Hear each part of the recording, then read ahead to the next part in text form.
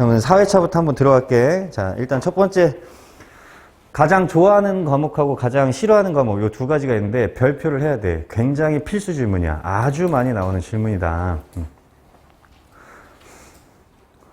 이거는 뭐 100% 나온다고 봐야 돼. 100%. 그래서 일단 가장 좋아하는 과목부터 한번 시작을 좀 할게.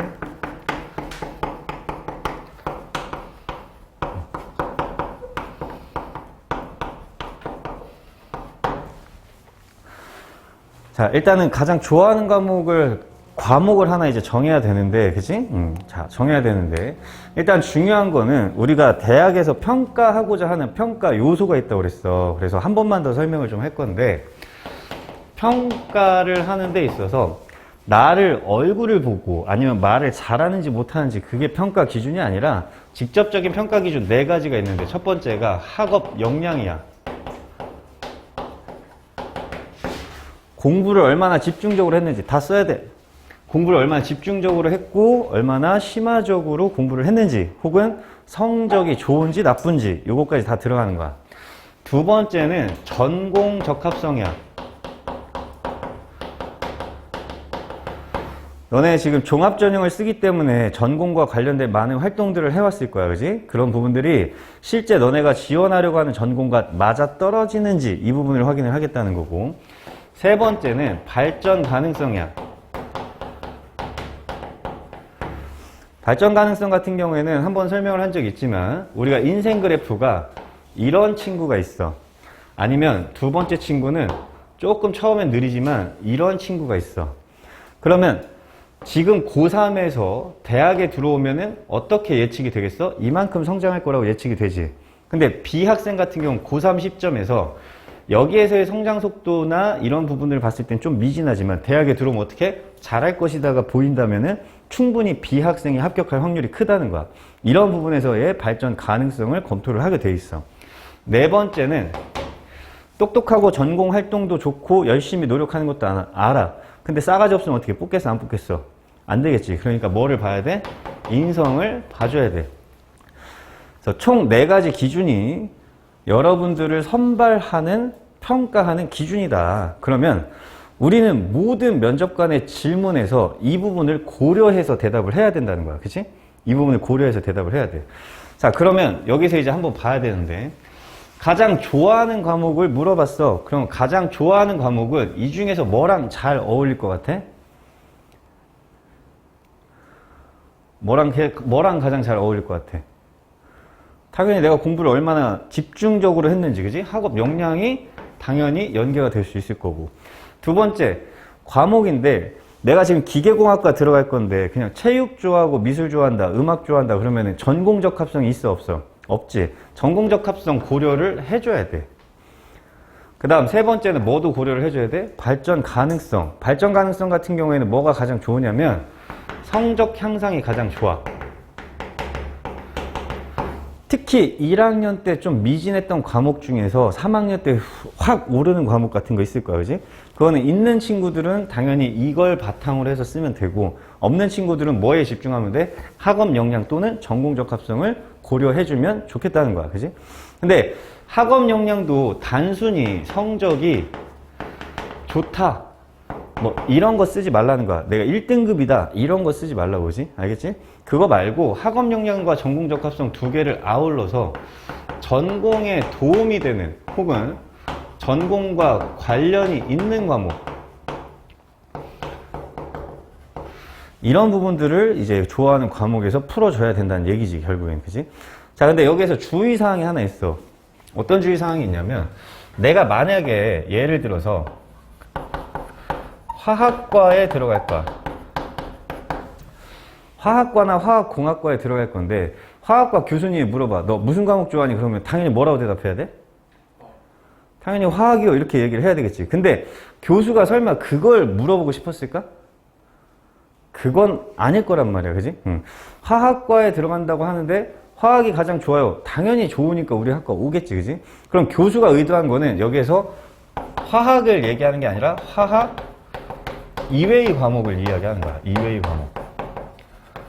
그럼 화학과뿐만 아니라 화학, 공학과도 마찬가지고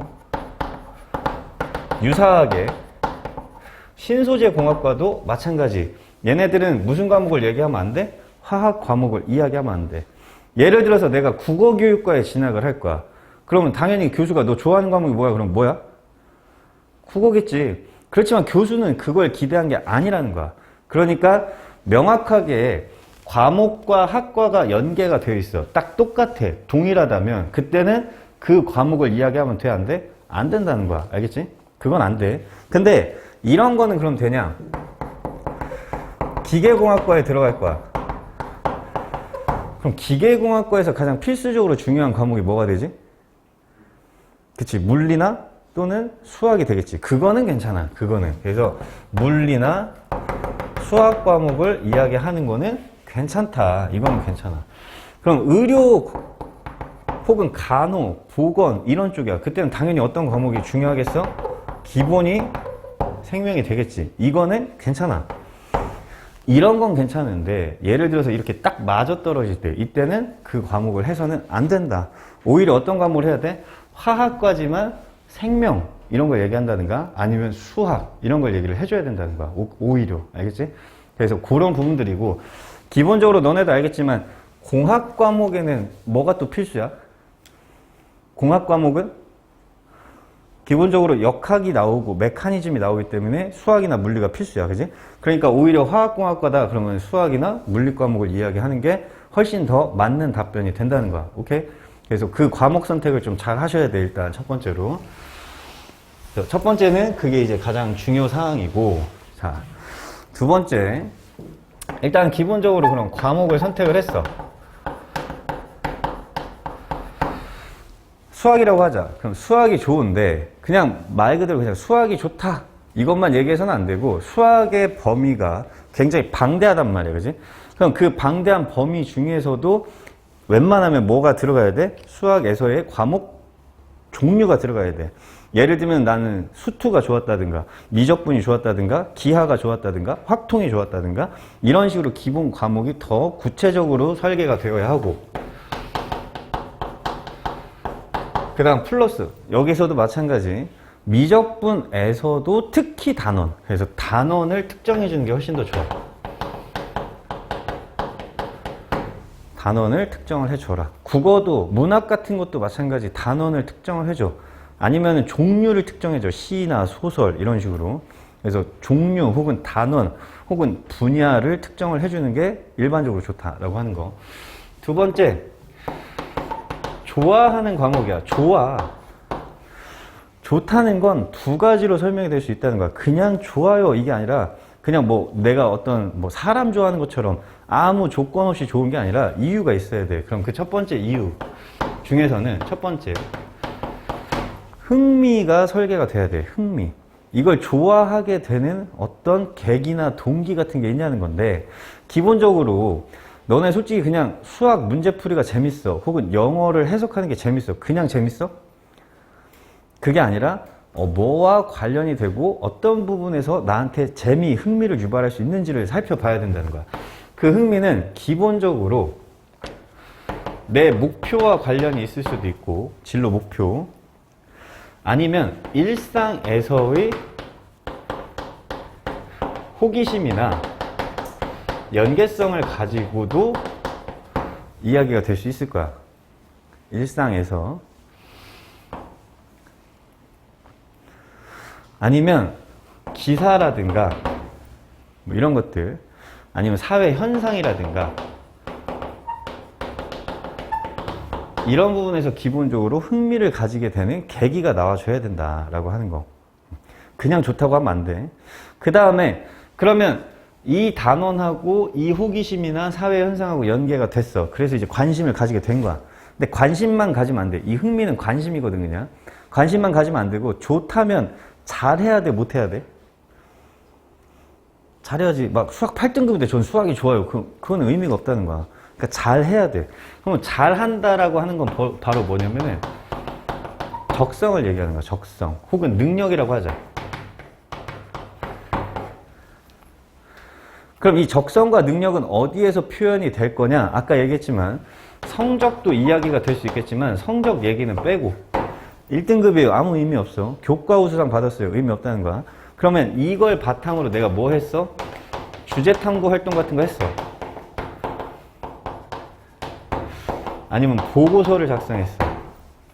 아니면 이 단원을 가지고 내가 대회에 출전했어. 근데 가장 좋은 거는 일반적으로 뭐가 가장 좋다? 학생부 종합에서는 주제를 심화적으로 탐구한 내용. 이게 훨씬 더 좋다. 아니면 주제 탐구까지가 없어. 선생님 저는 생기부에 주제 탐구도 없고요. 뭐 어떤 흔적이 없어요. 그럼 뭐라도 해야 돼? 뭐라도 해야 되냐면 수업 시간에 발표를 했고 그 발표를 잘했다는 거. 호응을 얻었다. 이 정도라도 해줘야 된단 말이야. 친구들로부터 호응을 얻었다. 생기부에 있어야 돼? 없어야 돼? 발표했는데 호응을 얻었다. 없어도 전혀 상관없어. 알겠지? 그러니까 생기부에 주제 탐구 활동이 있으면 이걸 강조를 하시고 만약에 그게 없다면 발표를 인위적으로 만들어라. 인위적으로 가짜로 만들라는 얘기 한마디로. 그래서 이렇게 해서 흥미와 적성을 같이 고려를 해줘야 한다라고 하는 거. 예를 들면 기계공학과 혹은 자동차야. 그래서 내가 물리를 좋아하는데 일상에서의 호기심. 요즘같이 뭐 태풍도 많이 불고 비가 올해 많이 왔어. 근데 비 때문에 뭐 어떤 사건 사고 소식들이 많이 들려오는데 빗길에서의 자동차 제동거리 이런 부분에 대해서 관심이 있었어. 비에서 왜 자동차가 많이 미끄러질 수밖에 없는지. 그래서 물리적으로 그걸 마찰계수와 충격량 어쩌고저쩌고 운동량과 해갖고 그거를 심화적으로 탐구를 했고 그리고 그거에 대해서 내가 주제 탐구 보거나 혹은 발표를 했어. 그리고 마지막으로 세 번째가 나와야 되는데 그 세 번째는 과연 이렇게 좋아하는 과목들이 나의 진로 목표와 혹은 희망 전공에 어떤 도움이 되는지를 써줘야 돼. 이렇게 공부해온 활동이 어떤 도움이 되는지. 자, 근데 이거는 되게 일반적인 설명이야. 다른 선생님들도 되게 많이 이렇게 이제 이야기를 하는데 어떤 도움이 되는지 한번 써봐라 그러면은 우리 못 찾아. 생각보다. 그래서 거꾸로 오히려 뭘 할 거냐면 도움이 된다 보다는 뭐를 더 배우고 싶은지를 쓰는 게 훨씬 더 좋아. 더 배우고 싶은 점. 아니면 그런 진로 희망을 이루고 났다는 거는 뭐 내가 자동차 공학자 혹은 자동차 개발자가 돼서 뭐를 개발하고 싶은지, 개발 포부 혹은 뭘 하고 싶은지 이걸 써주는 게 훨씬 더 바람직하다.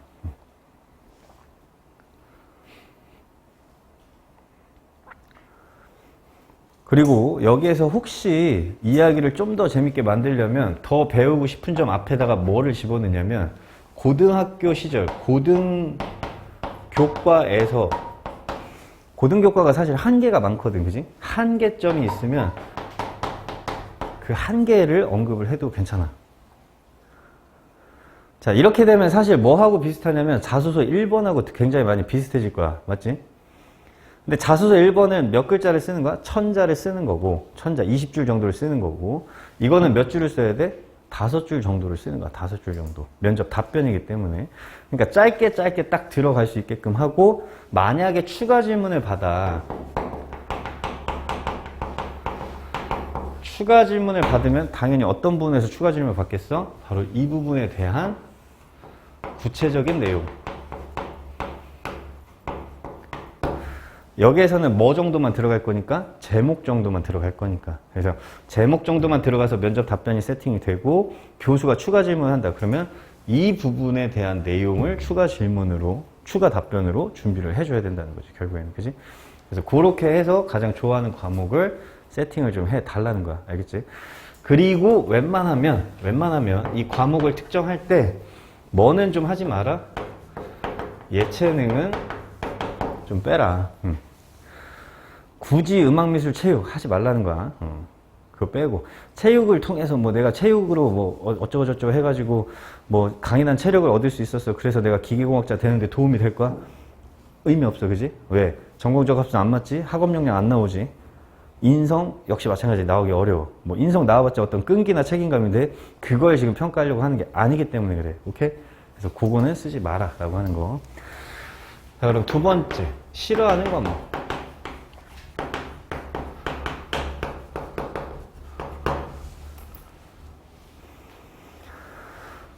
싫어하는 과목 얘기할 건데, 소은이 어떤 과목이 싫어? 가장 싫어하는 과목이 뭐야?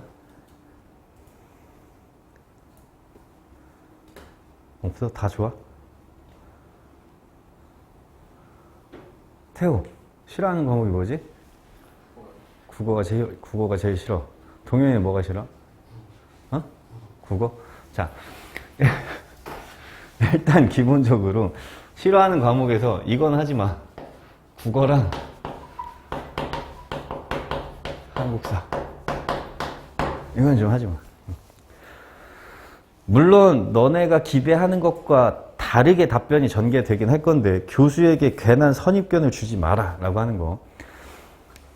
우리가 두괄식 문장이 굉장히 중요한 이유 중에 하나는 그 사람에게 어떤 선입견을 전달할 가능성이 있기 때문에 그래. 근데 대놓고 싫어하는 과목이 뭐야 그랬을 때 국어와 한국사. 한국 사람으로서 그렇게 좋은 편은 아니라는 거지. 문이과를 떠나서. 오케이? 그래서 요거는 선입견을 줄 수 있기 때문에 하지 마. 웬만하면 영어도 하지 마는데 영어는 그래도 해도 상관은 없어. 좀 이따 답변을 보면. 그래서 이렇게 이제 되고. 두 번째 가장 중요한 건 싫다는 표현을 써서는 안 돼.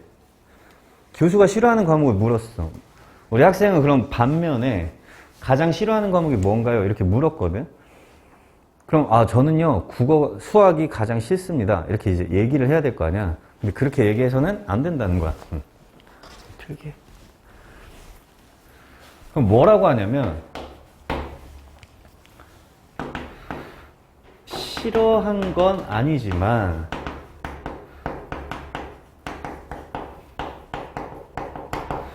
제가 많이 어려워했던 혹은 부족했던 과목은 있습니다. 요렇게 답변을 먼저 해줘야 돼. 싫어한다고 하면 안 된다. 그래서 싫어하는 건 아닌데 제가 좀 많이 어려워했던 과목이 국어입니다. 혹은 가장 어려워했던 과목이 물리입니다. 뭐 이런 식으로 얘기하는 건 상관이 없다라고 하는 거. 그리고 이 과목을 선택할 때에는 당연히 전공과 관련이 깊은 과목을 선택하면 될까 안 될까? 당연히 안 돼. 공과 가는데 수학이나 물리가 싫다 그러면 안 된다는 거야. 저쪽에서 얘기한 것처럼. 그래서 요거를 전공과 관련해서 선택하지 말고 또 하나 뭐 하지 말라고? 국어, 한국사 하지 말라고. 자, 그런 다음에 그러면 이제 다시 여기에서 그럼 싫어하는 과목이 예를 들어서 수학이야 혹은 뭐 예를 들어서 다른 거 경제야 아니면 뭐 사회문화야 뭐 이런 과목을 이제 선택을 했다고 쳐. 근데 우리가 면접 답변에서 어려웠습니다로 끝나면 돼, 안 돼? 어려웠습니다, 부족했습니다 이런 답변으로 끝나면 돼, 안 돼? 어려웠습니다. 하지만 저는 이걸 극복하기 위해서 어떻게 노력해왔습니다로 가야 된단 말이야. 그래서 하지만 이런 어려운 부분들을 극복하기 위해서 어떤 노력을 했는지 구체적으로 써줘야 돼. 자, 그럼 그 구체적인 게 뭔지 사례를 알고 가는 게 너네가 답변을 만들기가 좋을 거야. 자, 첫 번째는 당연히 뭐에 대한 파악이 중요해? 개념과 원리에 대한 공부 혹은 파악이 중요한 거야. 그 다음 두 번째는 내가 어려워했던 이유가 자꾸 어려운 문제들만 접해서 그래. 그래서 오히려 쉬운 문제에 먼저 접근하고 집중을 했어. 세 번째, 우리 맨날 많이 하는 것 중에 뭐 있어? 오답 노트 만들었어. 네 번째, 멘토 멘티 활동을 했어. 다섯 번째, 친구나 선생님의 도움을 받은 게 이제 결국 멘토 멘티의 일종이 되겠지만 요즘에 또 좋은 것 중에 뭐 있어? 유튜브의 도움을 받았어. 근데 유튜브 얘기할 때는 뭐를 명확하게 써야 하냐면 채널을 명확하게 명시를 해줘야 돼. 채널.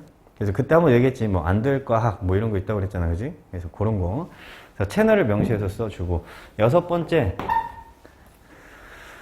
번째는 이렇게 공부가 어려운 이유가 기본적인 흥미 분야가 떨어져서 그래. 근데 흥미 분야는 어디에서 가지고 오는 거지? 여기서 갖고 오는 거잖아. 그지? 그래서 관련 기사. 뭐 과학 과목이면 과학 잡지 혹은 과학 기사. 사회 과목이면 사회에 관한 소식들, 기사들 이런 거 있지. 그래서 관련 기사 혹은 책 등을 조사했어. 자, 이 중에서 몇 개만 골라라. 3개 정도만 고르면 돼. 왜냐면 한국 사람들은 구체적으로 예시를 들 때 3을 좋아해. 그래서 첫째, 둘째, 셋째 이렇게 얘기하는 게 가장 좋거든. 그게 가장 설득력이 있고. 그래서 이 중에서 뭐 그 밖에도 좋겠지만 이 중에서 3가지를 집중적으로 이야기를 해주면은 충분히 좋은 답변이 돼. 그리고 마지막 첫 번째, 두 번째, 세 번째. 자, 그럼 이렇게 이제 방법을 얘기했어. 그러고 나서 결론이 있어야지. 어떤 결론이 있어야 돼? 그래서 성적이 다소 향상했다. 아니면 이를 바탕으로 보고서를 혹은 탐구를 진행했다. 아니면 이를 바탕으로 대회에서 어떤 대회에서 수상을 할 수 있었다. 이런 결과를, 성과를 언급을 해줘야 돼. 자, 결론적으로 봐봐. 싫어하는 과목을 물어봤지만 오히려 어떤 걸 얘기하는 거야? 극복한 과정을 얘기를 하는 거야. 그래서 절대 싫습니다 이렇게 얘기하면 안 되고 극복한 과정에 대해서 이야기를 해줘야 돼. 자, 그러면 결론이 났어. 우리가 아까 평가 요소가 뭐뭐 있다고 그랬지? 학업 역량, 전공 적합성, 발전 가능성, 인성이 있다고 그랬어. 그지? 그러면 좋아하는 과목에서는 당연히 뭐를 어필을 해야 되고, 좋아하는 과목에서는 전공 적합성을 어필을 하는 거고, 싫어하는 과목에서는 당연히 뭘 어필하는 거야? 발전 가능성에 대해서 어필을 하는 거야. 그리고 이 2개의 질문은 거의 대부분 세트로 나와. 거의 대부분. 좋아하는 과목 얘기했어. 막 신나게 얘기했어. 그러면 교수가 얘기를 할 거야. 그러면 혹시 반면에 혹시 싫어했던 과목도 있니? 이렇게 이제 물어본단 말이에요. 그랬을 때, 싫어하는 과목은 없어요. 이렇게 얘기하기보다는, 싫은 건 아니었는데 제가 좀 어려워했던 과목이 있어요. 이렇게 들어가는 게 훨씬 더 좋다는 거지. 오케이?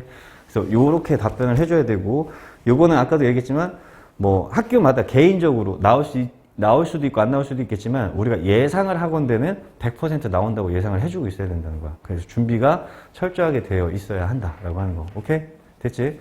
그래서 이렇게 이제 가장 좋아하는 과목과 싫어하는 과목을 준비하고 학업 이외에 가장 열정적으로 했던 거. 자, 그럼 학업 외에 가장 열정적으로 했던 거는 일단 첫 번째 소재만 이제 간단하게 너네들한테 이제 알려줄 거고 개인적으로는 다 다르겠지. 일단 첫 번째는 1학년 때부터 3학년 때까지 연속적으로 하는 활동들이 있을 거야. 연속적으로 1학년 때부터 3학년 때까지 학교마다 이름이 좀 다를 거야. 뭐 어떤 학교는 3R 활동이라고 해서 독서 프로그램 같은 것들이 있고, 또 어떤 학교는 뭐 주제 탐구 활동도 있고, 아니면 그 밖에 또 다른 거, 도전 성취 목표제, 막 이런 것도 있어. 그래서 1학년 때 했던 수행 활동을 2학년 때 또 심화적으로, 3학년 때 또 심화적으로 하는 활동들이거든. 그래서 혹시 그 활동이 있으면 그 활동을 쓰는 게 가장 좋아. 연계가 되는 거. 1, 2, 3학년 쭉 연계되는 거. 만약에 그게 없어. 그게 없으면 두 번째 가장 좋은 게 대회야, 대회. 대회는 공부가 아니거든. 당연히 무슨 대회는 안 돼? 뭐 예를 들어서 우리 막 문제 푸는 대회, 경시대회 있지? 그런 거 얘기하면 안 돼. 그거 말고 다른 대회 같은 거, 창의력 대회라든가 뭐 수필 대회라든가 뭐 이런 것들이 있을 거야. 그래서 대회를 얘기를 하고, 대회는 당연히 어떤 대회가 좋겠어? 실적이 우수한 거, 금상, 최우수상 이렇게 찍힌 것들이 있을 거야. 뭐 동아리 발표 대회라든가 뭐 이런 거 있겠지. 그래서 대회. 그 다음 세 번째가 동아리야. 생기부 흐름하고 똑같다고 생각하면 돼. 동아리는 당연히 전공과 관련이 있어야 되겠어, 없어야 되겠어? 있어야 돼, 없어야 돼? 당연히 있어야지, 그지? 당연히 있어야 돼. 당연히 있어야 된다. 전공과 관련이 있어야 한다.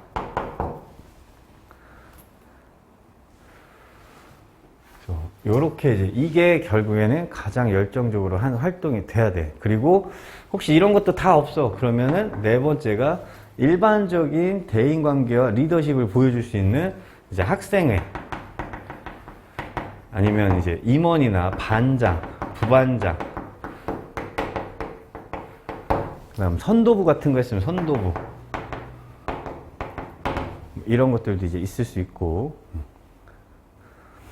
그 다음에 UCC 만들고 막 이런 거 있지. 그럼 다 어디에 속해? 대회나 혹은 동아리 활동에 다 속해. 그러니까 여러 가지 활동들이 있겠지만 결국 분야는 이 분야에 이제 들어갈 거란 얘기야. 그래서 요걸 가지고 이제 표현을 해보자라고 하는 거고 선생님이 가장 추천하는 건 사실은 대회랑 동아리야. 대회랑 동아리. 가장 추천하는 건 근데 없는 경우 1번, 4번으로 가는 게 좋겠지. 그래서 그렇게 해서 너네들 활동이 이제 많이 있으니까 그렇게 좀 생각을 해보고 선생님 혹시 자소서에 쓴 내용을 똑같이 얘기를 해도 되나요? 이렇게 질문하는 친구들이 되게 많아. 왜냐하면은 좋아하는 과목도 사실은 거의 몇 번에 쓸 수밖에 없어. 자소서 1번에 쓸 수밖에 없잖아, 그지? 좋아하는 과목도. 이것도 마찬가지. 내가 가장 열정적으로 했으면 당연히 자소서 2번에 보통 많이 들어간단 말이야, 그지? 그런 측면에서 해도 되냐?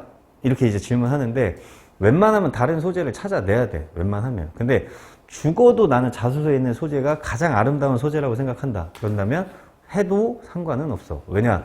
교수들이 자소서를 그렇게 집중적으로 막 되게 심도 있게 파악을 하진 않거든. 그래서 자소서에 있는 내용을 해도 상관은 없다라고 하는 거고. 내가 혹시나 해서 하는 얘기인데 봉사활동 얘기해도 되나요? 이렇게 얘기를 할 거야. 봉사도 오랫동안 했으면 당연히 좋고 물론 당연히 봉사에 대한 이야기들을 하겠지만 봉사는 원래 후속 질문에서 또 나오게 돼 있거든. 봉사활동 경험. 그래서 웬만하면 이런 데서는 얘기 안 하는데 혹시 본인이 내가 이제 교육계열, 교대, 사대 뭐 이런 거 있지. 그런 데랑 그 다음에 의료보건계열, 의대, 간호과 이런 거. 그래서 그런 친구들은 봉사를 얘기해도 괜찮지만 웬만하면 봉사는 이야기하지 않는 게 좋다. 웬만하면. 그래서 봉사는 좀 지양을 하자라고 하는 거야. 자, 그 다음 4번을 보세요. 4번 보면은 고교 시절 활동한 동아리에 대해서 설명해봐라 그러지. 동아리는 당연히 준비가 돼야 되는 거야. 결국엔 동아리. 그리고 다시 한번 여기서 얘기하는 동아리 활동도 교수는 어떤 동아리를 얘기하겠어? 농구 동아리 물어보는 거 절대 아니겠지. 그럼 당연히 뭐야? 전공과 관련이 있는 동아리를 얘기를 하라는 거야. 전공과 관련이 있는 동아리. 그 다음에 이런 걱정은 제발 하지 마. 선생님 제가 학업위에 가장 열정적인 활동에서 동아리 얘기를 했는데 혹시 교수님이 또 동아리를 질문할까요? 할까 안 할까? 안 하겠지. 들었는데 못하러 물어봐. 교수들이 바보가 아니야. 그리고 어차피 면접은 굉장히 한정된 시간 동안 이루어지는데 얘가 동아리 얘기를 했는데 그거 말고 또 다른 동아리 이렇게 물어봐? 아니야. 다른 거 할 질문들이 훨씬 많이 있기 때문에 내가 한 번 했으면 그거에 대해서 또 물어보진 않아. 그러니까 그거에 대해서 걱정하지 말고 답변은 여기 있는 질문들 중에서 겹쳐도 상관이 없어. 그래서 겹쳐서 해먹을 수 있으면 최대한 그렇게 해서 동일한 답변으로 구성을 하는 게 너네들한테는 훨씬 더 유리해. 알겠지? 그래서 그렇게 준비를 해줘라 라고 하는 거. 자, 그럼 넘어가서 이제 책 얘기로 가보자. 가장 감명 깊게 읽은 책.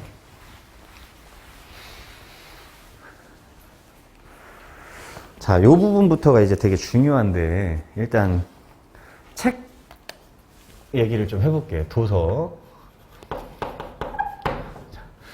일단 이 독서는 너네들이 생기부 독서 목록에 있는 책들을 일단 기본적으로 전부 다 정리를 해줘야 돼. 언제부터 정리를 하면 좋냐? 원서 접수가 끝나고 난 다음부터. 뭐 그렇다고 해서 10월 뭐 8일 막 이렇게 막 이런 이제 그때도 상관이 없겠지만 대학교가 다 선정이 되고 자기 나름대로 자소서가 다 끝났어. 그럼 그때부터 어떻게 해? 그때부터 독서가 들어가야 되고 독서의 권수를 최종 권수 최종 권수를 고려해서 보통 2주 정도로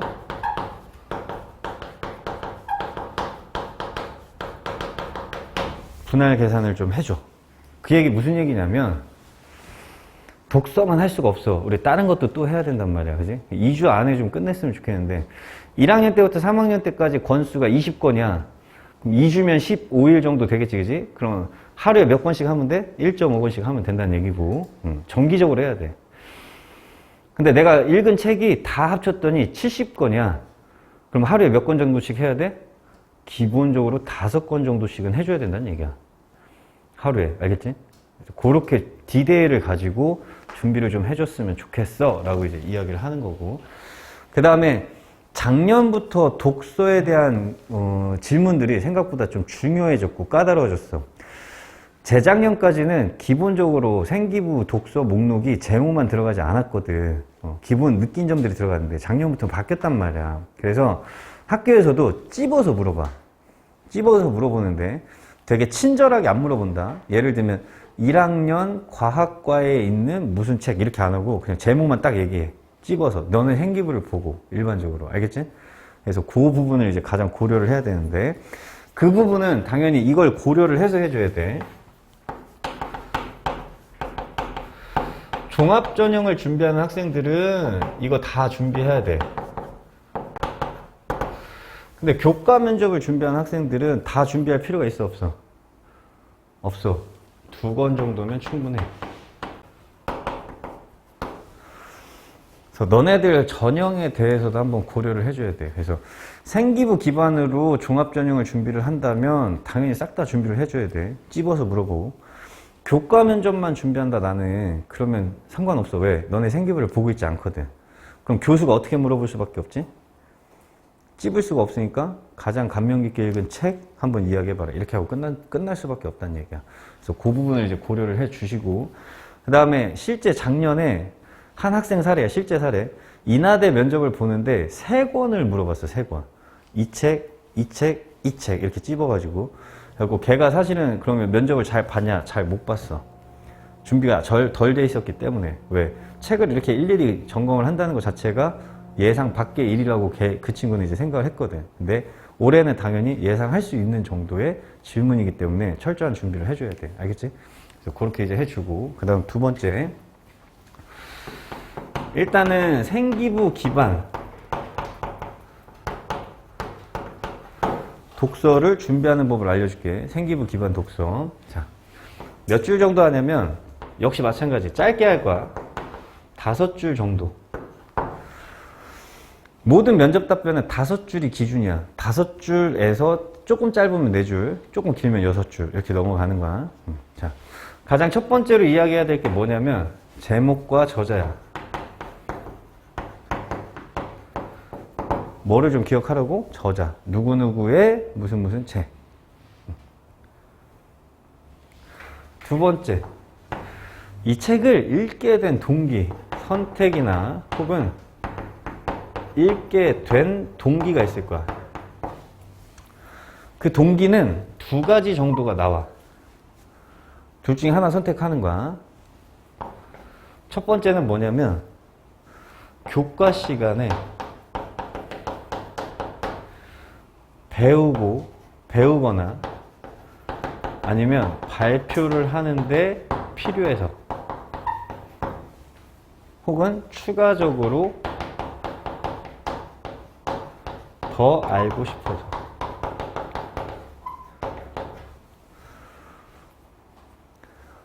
자, 똑같은 얘기인데 2번째는 뭐냐면 A 책을 읽고 궁금한 점을 해소하거나 또는 추가적으로 더 알고 싶어서. 똑같아. 자, 근데 너네가 설정하기 쉬운 건 교과보다는 2번째가 더 쉬워. 그러면 여기서 봐봐. A 책은 생기부에 써 있을 필요가 있을까 없을까? 써 있어도 되고 안 써 있어도 돼. 상관없어. 알겠지? 그래서 요게 훨씬 더 쉽게 접근할 수 있을 거야. 3번째. 밑에다가 자, A 책을 읽고 나서 이런 점이 더 궁금해서 나는 이 책을 읽게 되었다. 그 다음 줄거리 내용 간단히 줄거리. 자, 뭐에 대한 책이고 그리고 거기에서 가장 인상 깊은 장면, 구절 혹은 내용. 자, 근데 어떻게 하라고? 길게 하지 말고 간단히. 자, 이 책은 뭐뭐에 관한 책이야. 자, 그럼 이거 진짜 읽어야 되냐? 아니면 인터넷 찾으면 되냐? 읽어야 돼. 찾아도 돼. 인터넷 찾아도 돼. 알겠지? 다 읽으려고 하지 마. 그래서 간단히만 해줘. 간단히. 그 다음 네 번째, 이 책을 읽고 거의 대부분 또 이런 얘기를 해. 전공에 도움이 되는 점, 새롭게 알게 된 점, 배우고 깨달은 점 이렇게 쓰라고 하는데 그런 거 하려면 또 어려워. 그래서 이 책을 읽고 뭘 쓰냐면 느끼고 배운 점이라고 하는 걸 인위적으로 뭘 배웠다, 뭘 느꼈다 이렇게 쓰면 되게 티나. 준비한 티가 나. 그래서 뭘 하냐면 너네들 진로 희망이 있을 거야. 그지? 진로 희망을 앞으로 내가 하는데 이 직업을 수행하는데 어떤 도움이 아니라 다짐을 했는지를 써줘. 다짐. 그래서 이 책을 읽고 내가 경영 마케터가 되어서 기업의 윤리적인 책임을 꼭 지켜야겠다. 아니면 환경을 꼭 고려하는 마케터가 되어야 하겠다고 다짐했다. 아니면 소비자들이 직접적으로 참여하고 소통을 훨씬 더 원활하게 하는 기업 경영 마케터가 되기를 다짐했다. 이런 식으로 가야 된다는 거야. 알겠지? 혹은 어떤 소방관이 되기로 다짐했다. 혹은 어떤 생명공학자가 되기로 다짐했다. 어떤 건축가가 되어야겠다고 다짐했다. 이렇게 뭔 얘기인지 알겠지? 그래서 다짐을 써주면 끝이야, 이거는. 그래서 짧게 들어가는 게 바로 이렇게 들어가면 돼. 그럼 봐봐. 5줄이니까 한 줄, 한 줄, 두 줄, 한 줄. 이렇게 쓰면 끝이야. 어렵게 쓰려고 하지 말라고. 오케이? 한 줄, 한 줄, 두 줄, 한 줄. 이렇게. 안 그러면 너네 책 내용이 되게 지저분하고 되게 어려워지기 시작을 해. 자, 근데 중요한 건 이게 세트가, 이렇게 한 세트가 돼야 되거든? 이렇게 이제 한 세트가 돼야 돼. 한 세트가 되고서 플러스 알파를 하나 더 준비를 해야 돼. 왜? 추가 질문이 나오거든. 자, 그럼 추가 질문은 어려운 추가 질문이 안 나와. 여기서는 생기부 독서라고 했어. 생기부 독서. 추가 질문은 첫 번째, 만약에 정보에 관한 책이야. 그러면 챕터만 두세 개 기억을 해. 챕터. 예를 들어서 세계를 바꾼 17가지 신소재를 읽었다고 쳐. 그럼 세계를 바꾼 17가지 신소재인데 그 책을 교수가 물어봤어. 세계를 바꾼 17가지 신소재 읽었지? 이 책이 무슨 책이야? 누구누구의 무슨 책을 왜 선택했는지 얘기했고 가장 인상 깊은 장면이 결국엔 뭐밖에 안 나오겠어? 한 개 신소재밖에 안 나오겠지. 맞잖아. 세계를 바꾼 17가지 신소재 중에서 하나 나올 거라고. 그러고 이 책을 읽고 내가 신소재 공학자가 어떻게 되기로 하기로 희망을 했어. 그럼 교수가 물어볼 거야. 그거 말고 또 있니? 이렇게 물어볼 거란 말이야. 그러면 그때 뭐만 언급해주면 돼? 아, 이거 말고요. 탄소 나노튜브하고 찢어지지 않는 옷하고 뭐 무슨 디스플레이에 대해서 본 걸로 기억을 하고 있습니다. 이렇게 챕터를 딱 얘기를 해줘야 돼. 두 번째, 만약에 소설이야.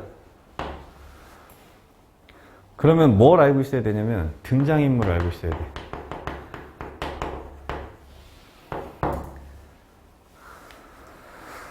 자, 요즘 같은 시대 되게 이제 좀 각광을 받는 책이 있지. 코로나와 관련해서. 어떤 책? 패스트. 뭐 이런 책, 그지? 그래서 거기에 써있어. 생기부에 써있는 거. 알베르 까미의 패스트가 써있어. 자, 그럼 교수가 물어본다. 패스트를 읽고 우리 학생은 어떤 점을 배웠나요? 이렇게 얘기를 할 거란 말이에요. 그럼 이제 얘기를 할 거야. 네, 저는 알베르 까미의 패스트를 읽었습니다. 요즘 코로나 시기와 관련해서 그 당시 어떤 그 전염병 사태들이 요즘 시대가 좀 잘 맞는다는 방송계 이야기도 있고 주변 선생님의 권유로 이제 읽어보게 되었습니다. 그 중에서 가장 인상이 깊은 장면은 패스트를 이제 막기 위해서 시민연대 활동을 하고 그 와중에 뭐 누군가는 도망가지만 또 누군가는 자기를 희생해서 어쩌고저쩌고 하는 모습이 가장 인상 깊었습니다. 우리 사회의 코로나 시대에서도 앞으로 시민연대가 굉장히 중요하고 나부터 먼저 뭐 희생하는 그런 자세를 갖춰야 한다고 생각을 했습니다 하고 끝났단 말이야. 그때 교수가 이제 물어봐. 답변은 잘 됐는데 패스에 나오는 주인공 이름이 뭐지? 근데 대답을 못해. 그럼 어떻게 되겠어? 개뻥이잖아. 그지? 끝난단 말이야. 거기서 끝이라고. 그래서 이거를 알고 있어야 돼. 나미야 자파죠. 뭐 읽었단 말이야. 너네 막 들어가 있어. 아니면 이광순과 누구지? 갑자기 기억 안 나네. 뭐 광장 이런 거. 니네 국어 시간에 필수적으로 읽는 거. 광장 뭐 이런 거. 그지? 응. 뭐 그런 거 이제 들어가 있어. 이광순 무정이구나. 응. 하여튼 뭐 그런 소설이 들어가 있어. 그럼 막 얘기를 했어. 문제는 주인공 이름이 뭐야? 그런데 기억을 못 해. 그러면 나가리라고. 오케이? 그래서 이거를 꼭 해줘야 돼. 근데 이 부분은 쌤이 모의 면접을 봐도 되게 많이 경험을 많이 했어. 그러니까 학생들이 답변을 되게 수려하게 잘해. 문제는 주인공 이름을 몰라. 그럼 큰일이란 말이야. 오케이? 그래서 요거를 좀 잘 기억을 하자라고 하는 거. 두 번째.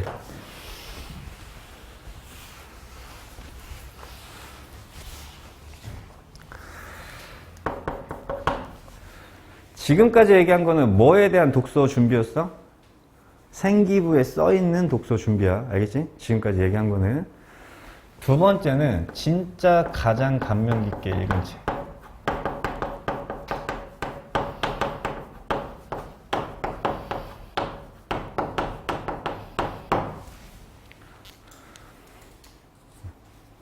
헷갈리면 안 돼. 아까는 교수가 찝어서 물어보는 거고 이거는 정말 가장 감명 깊게 읽은 책을 소개를 해봐라 라고 할 때 일단 첫 번째 똑같이 저자 나와야 되고 책 제목 나와야지.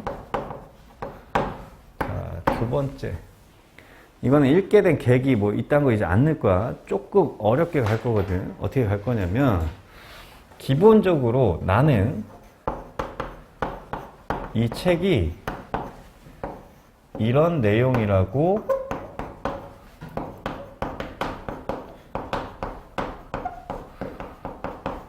예측을 했어. 자, 이거는 그럼 어떻게 써야 돼? 지어서 쓰는 거야. 꾸며서. 여기는. 그런데 세 번째. 하지만 책을 점점 읽다 보니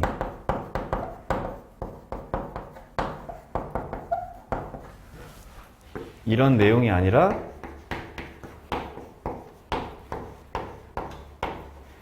이런 내용과 주제라는 것을 깨달았어.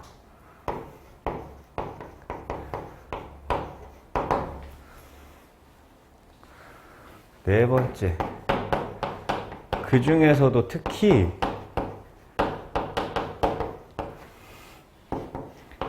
이런 장면 혹은 이런 구절이 가장 기억에 남아.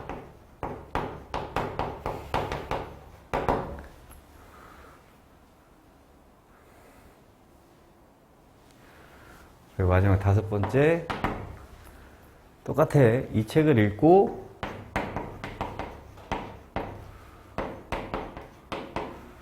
내 진로 희망 어떤 다짐을 했어. 자, 그러면 이 책은 가장 감명 깊게 읽은 책은 웬만하면 정보를 전달하는 책, 즉 아까 이야기했던 것처럼 세상을 바꾼 17가지의 신소재 이런 책보다는 어떤 책이 낫겠어? 저마다의 해석이 달라질 수 있는 책. 그게 무슨 책이야? 인문학에 관련된 책. 인문학에 관련된 책.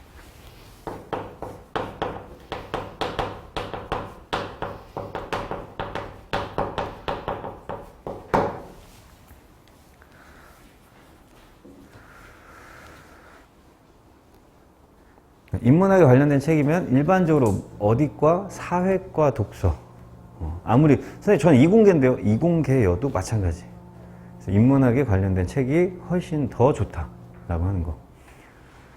그런 이제 책들을 해줘야 되고, 만약에 선생님 책을 못 고르겠어, 뭐 생기부에 있는 건 그렇다 치는데 가장 감명 깊게 읽은 책은 내가 잘 못 고르겠어, 그거는 쌤한테 도움을 요청을 해.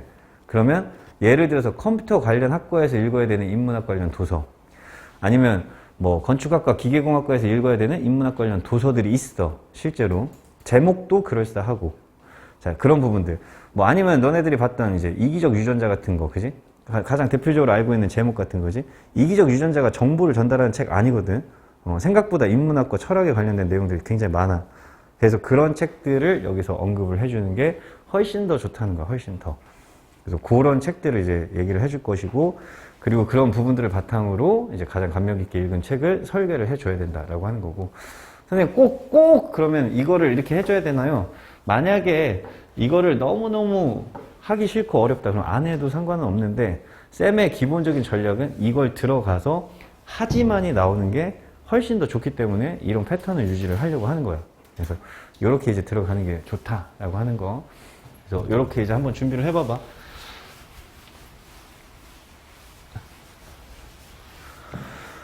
자, 그러면 이제 책을 좀 준비를 잘 하시고, 책도 엄청 많이 나오는 질문이니까 잘 한번 준비해 놓고, 자, 좀 빠르게 이제 2번, 3번을 볼 건데, 감명 깊게 본 영화, 이거 답변 잘 준비 안 해도 돼. 그러나, 감명 깊게 본 영화 그랬을 때 다음 시간에 멍 하고 있으면 안 돼. 그래도 어떻게? 한 번은 나와야 된다. 한 번은. 그래서 영화를 좀 하나 선택을 하고, 요즘 최근에 가장 감명 깊게 본 영상, 유튜브 이렇게 이제 했잖아. 이건 지우고, 요즘은 오히려 대놓고 물어볼 거야. 뭐라고 대놓고 물어볼 거냐면, 본인한테 가장 도움이 됐던 유튜브 채널이 있나요? 이렇게 이제 대놓고 물어볼 거야. 만약에 물어보게 된다면. 그래서 그것도 하나 정해야 돼. 그래서 1회차부터 좀 강조를 했었는데, 유튜브 채널, 자기 전공에 관련된 유튜브 채널은 하나 정도는 파놔라. 알고 있어야 돼. 자기 전공에 관련된 거 하나 정도. 자, 좌절에 빠진 친구에게 권할 만한 책과 영화, 음악 이거 있는데 이것도 빼. 안 나와. 그냥 여러분들이 어떤 책이나 어떤 영화에 관심 있는지 알기 위해서 써놓은 건데 하지 마. 시간 낭비니까. 자, 이거 말고 요즘에 트렌디하게 나오는 질문이 있어. 그걸 좀 배워야 돼. 여기 안 써있지만. 요거는 좀 어려워. 그래서 요걸 좀 잘 배워야 되는데,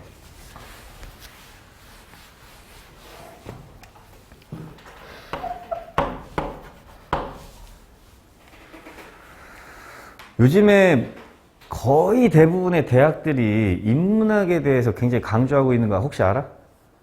그런 얘기 들어본 적 있어? 들어본 적 없어? 너네가 지원하는 대학교 홈페이지도 이제 앞으로 자주 방문을 좀 해줘야 되거든? 근데 대학마다 방문을 하게 되면 인문학에 관한 부분들이 굉장히 많이 강조가 되고 있고, 두 번째, 요즘에 떠오르는 트렌드가 또 뭐야? 요즘 말고 옛날부터도 떠올랐지만 융합이야, 융합. 알겠지? 그래서 문이과도 지금 고등학교에서 어떻게 하려고 하고 있어?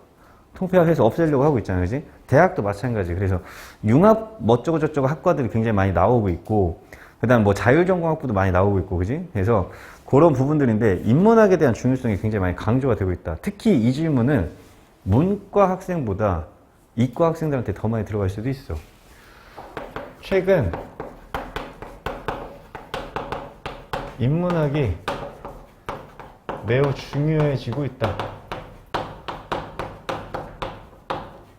교수가 대놓고 얘기할 거야, 이렇게. 최근 인문학이 굉장히 중요해지고 있어. 우리 학생은 왜 인문학이 중요하다고 생각해?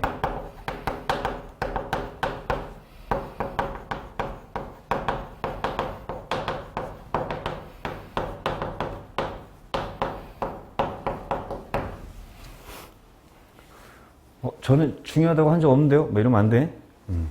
요즘에 다 중요하다고 하니까. 자, 꼭 공과 말고, 그리고 또 이과라고 하니까, 난 문과니까 상관없겠지. 문과는 기본이고, 문과는 기본이고요. 이과는, 난 이과니까 아니겠지 이러면 안 되고, 이 질문이 굉장히 많이 나올 수 있다는 거야. 그래서 이거 좀 잘 기억을 해야 되는데. 혜진이 인문학이 뭐야?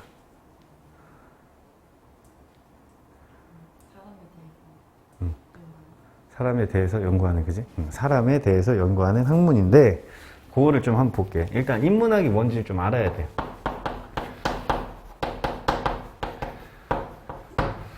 사람 인자가 들어가니까 이제, 그지? 인문학인데, 인간을 대상으로 연구하는 학문이야. 근데 이 인간이라는 걸 좀 잘 봐야 돼. 너무너무 쉽지, 이렇게만 하면. 근데 쌤은 너네들한테 개념을 물어볼 때 절대 오해하지 마. 사전적 정의를 물어보는 게 아니야. 국어 시간이 아니기 때문에. 면접용으로 이제 우리의 생각, 견해를 얘기하는 거야. 인문학인데 인간을 대상으로 연구하는 학문이거든. 근데 인간이란 글자를 좀 잠깐 볼게요. 뭐 어려운 한자는 아니야. 인간이거든. 이 간이 뭐지? 뭐 몰라도 상관없지만 사이간이라고 얘기를 해. 사이를 얘기해. 사이간. 사이. 인간은 사람 한 명을 놓고 인간이라 하질 않아. 사람 한 명은 그냥 사람이야. 인. 근데 사람이 혼자 안 살고 어떻게 살지? 어우러져 사니까 이걸 인간이라고 하는 거야. 어우러져 살아서. 그래서 이 인문학은 사람의 개인적 그리고 1인 시점에서의 개인적 측면과 그리고 사회적 측면을 모두 고려하여 연구하는 일체의 학문이야. 좀 더 정확하게 얘기하면 좀 전에 인간을 대상으로 연구한다고 그랬지만 인간을 대상으로 막 그냥 아무 연구나 하는 게 아니라 개인적, 사회적 측면을 고려한다. 그럼 개인적, 사회적 측면을 고려한다는 얘기는 무슨 얘기냐? 사람이라고 하는 사람이라고 하는 걸 이제 좀 이렇게 보자고. 그럼 이 사람, 그러니까 어떤 특정한 사람이 아니라 그냥 사람이라고 하는 걸 이제 연구를 하다 보니까 이 사람의 연구를 한다는 건 사람의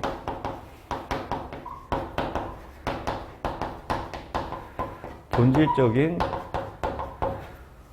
욕구, 방향이 있어야 돼. 그지? 이 욕구는 좀 더 나중에 어렵게 얘기하면은 먹고 싸고 자고 하는 본능적인 욕구도 있지만 뭐 보호의 욕구라든가 애정의 욕구라든가 혹은 지위, 권위를 달성하고 싶은 욕구라든가 등등등등 굉장히 이제 많거든. 그런 욕구가 있으면 이 욕구를 어떻게 해야 되지? 욕구가 있으면 어떻게 해야 돼? 배가 고파. 밥을 먹고 싶어. 그러면 어떻게 해야 돼?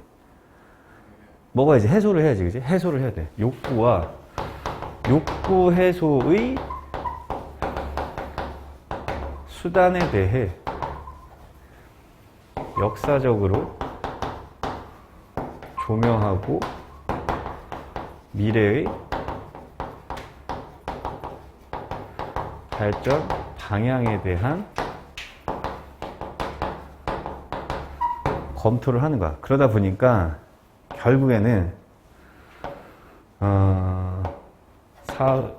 사회, 문화, 경제, 예술, 과학,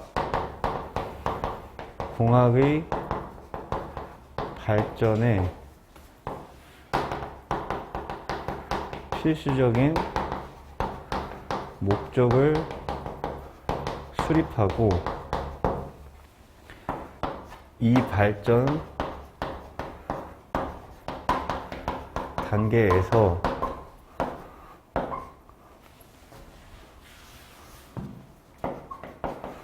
자기뿐만 아니라 타인, 집단을 고려해야 하는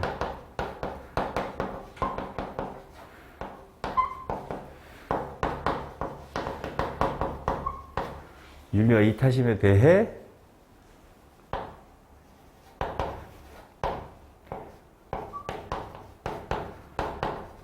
알기 위해 결국 뭐야? 인문학이 필요하다는 거야. 요 얘기를 해줘야 된다 라고 하는 거. 어렵지? 좀 어려워. 근데 이거를 니네가 인터넷에 친다고 해. 인문학의 필요성, 인문학의 중요성 이렇게 쳐. 그러면은 수많은 사람들이 얘기를 해놓고 막 나오겠지.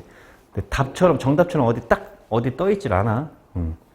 그 떠있지 않은 걸 쌤이 그나마 이제 정리를 해주려고 하는 거고, 이걸 이해하기 위해서는 당연히 어떻게 해야 돼? 추가적인 조사나 아니면 다른 글들, 다른 사람의 견해를 한 번씩은 보는 게 좋겠지, 그지? 근데 이거를 자꾸 쌤이 처음부터 끝까지 강조하지만 정답처럼 여기면 안 된다. 이게 정답은 아니야. 견해야, 견해. 근데 그 견해를 밝히는 데 있어서 쌤의 견해가 도움이 되길 바라는 것 뿐이야. 알겠지? 그래서 요 정도의 방향을 가지고 접근을 해달라 라고 하는 거고, 두 번째 질문이 또 있어. 그러면 여기에다가 그럼 인문학이 본인 전공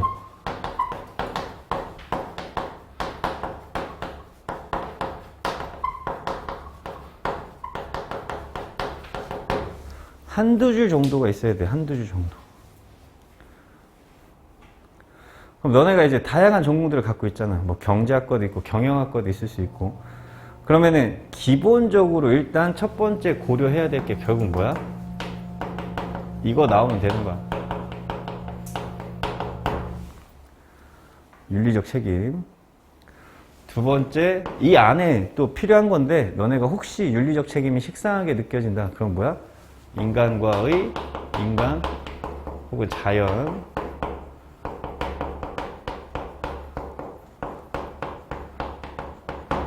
이 두 가지를 활용하면 본인 전공에 연결이 될 거야. 그래서 맨날 얘기하는 게 결국 뭐야? 생명 실험, 막 동물 실험, 그럼 생명 윤리 얘기하는 거잖아. 그지? 뻔하잖아. 건축, 막 이런 거 얘기하면 다 맨날 얘기하는 거 뭐지? 친환경 건축, 소재, 에너지 개발, 뭐 자동차, 결국 뭐야? 또 역시 친환경. 그지? 그래서 이 두 가지를 얘기를 해주면은 어차피 이 답변은 설계가 되게끔 되어 있어. 그래서 어렵게 보지 말고, 어렵게 볼 필요 없이 이렇게 들어가고, 마지막 하나만 더 배우고 간다.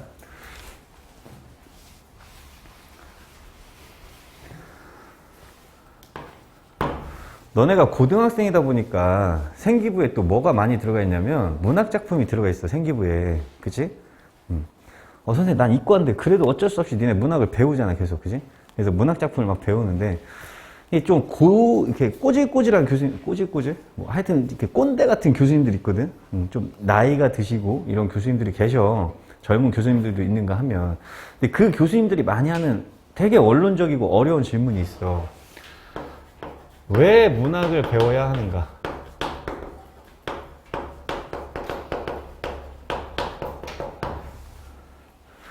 그럼 이 질문은 너네들 이제 특성에 따라서 받을 수도 있고 안 받을 수도 있는데 위험하기 때문에 알려주려고 하는 거야. 역시 마찬가지 인터넷에 치면 답변 못 찾아. 답변 찾을 수 있으면 참 좋은데 찾기가 어려워. 그래서 이제 또 마찬가지 방향을 제시를 해주려고 하는 거고. 두 번째는 일단 너네가 감명 깊게 읽은 책이 문학의 종류야 혹은 인문학의 종류야. 그럼 이거 물어봐. 물어보게 되어 있어. 알겠지? 그 다음에 생기부에 문학작품이 보이면 역시 마찬가지 물어보게 되어 있고, 문과뿐만 아니라 이과생들 역시 마찬가지 다양하게 물어볼 수밖에 없어. 그럼 하나 생각해 볼게. 문학작품 왜 배워야 되지? 시야를 넓히기 위해서? 동현이는 문학작품 왜 배우는 것 같아?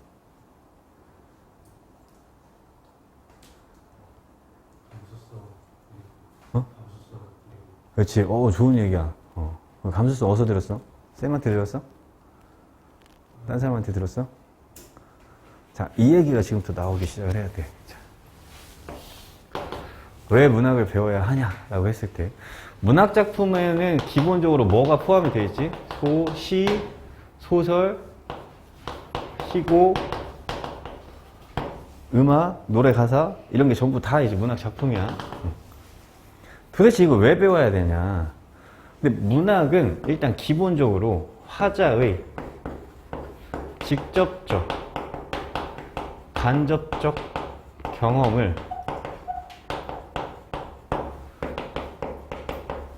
기록, 서사라고 하지. 서사, 비유, 은유, 역설, 풍자. 쌤은 문학 선생이 절대 아니다. 그러니까 이게 지금 맞는 분류인지 뭔지 중요하지 않아. 난 국어 선생이 아니야. 근데 이런 식으로 어떻게 하는 거지? 간접적인 경험을 전달하고자 하는 거야. 누구에게? 독자들에게 전달하려고 해. 그리고 그 전달을 통해서 뭐를 하려고 하는 거야? 화자의 감정을 공감하고자 하는 산물이야. 그치? 자기가 직접 겪은 일을 소설화하는 사람들도 있고, 아니면 노래 가사로 쓰는 사람들도 있고, 시를 쓰는 사람들도 있잖아, 그지? 근데 자기가 직접 겪진 않았어. 근데 본 거야. 혹은 간접적으로 들은 거야. 그걸 또 어떻게 하고 싶어? 전달하고 싶은 거지. 그 안에서 느꼈던 어떤 감정들, 이런 것들을. 그걸 전달하고자 하는 산물이야. 근데 이걸 통해서 기본적으로 정보와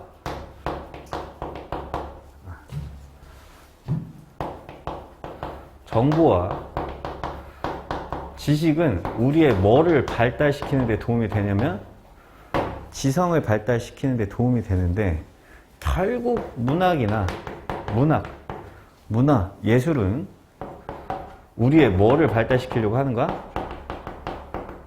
감성. 그걸 우리는 요즘 시대의 감수성이라고 얘기를 할 거야.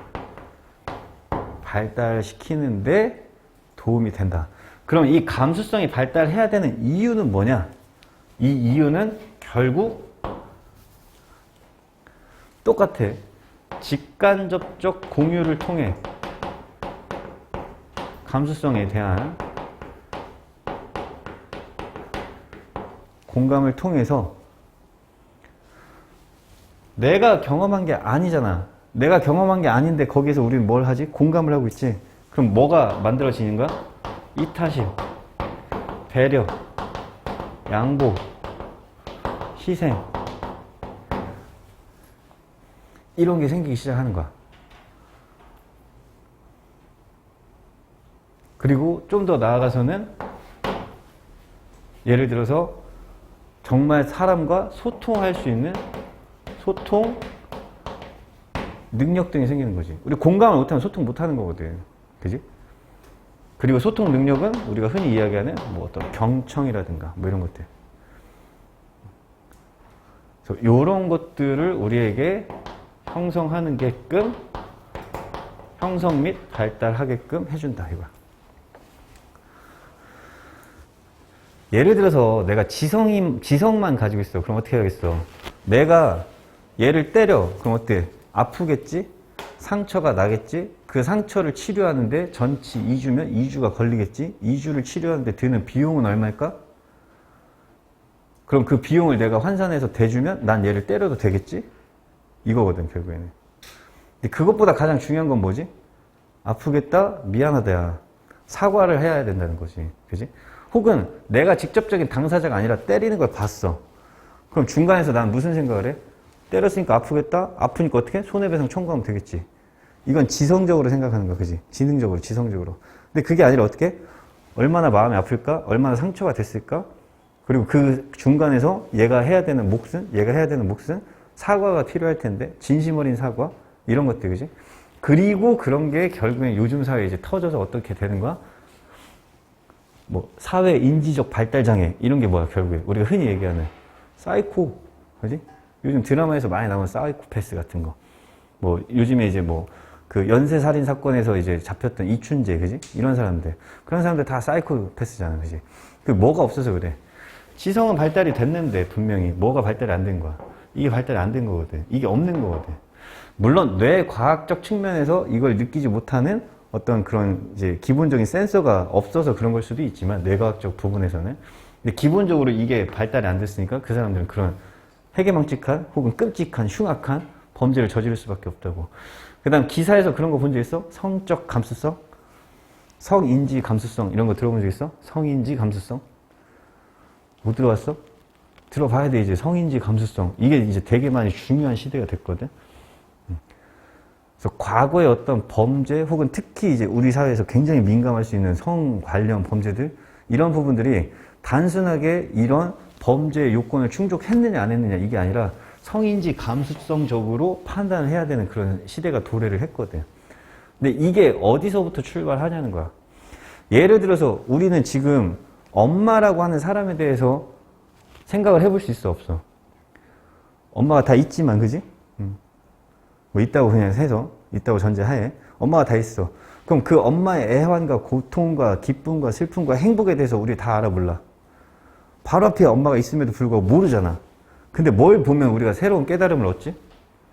문학을 통해서, 그지?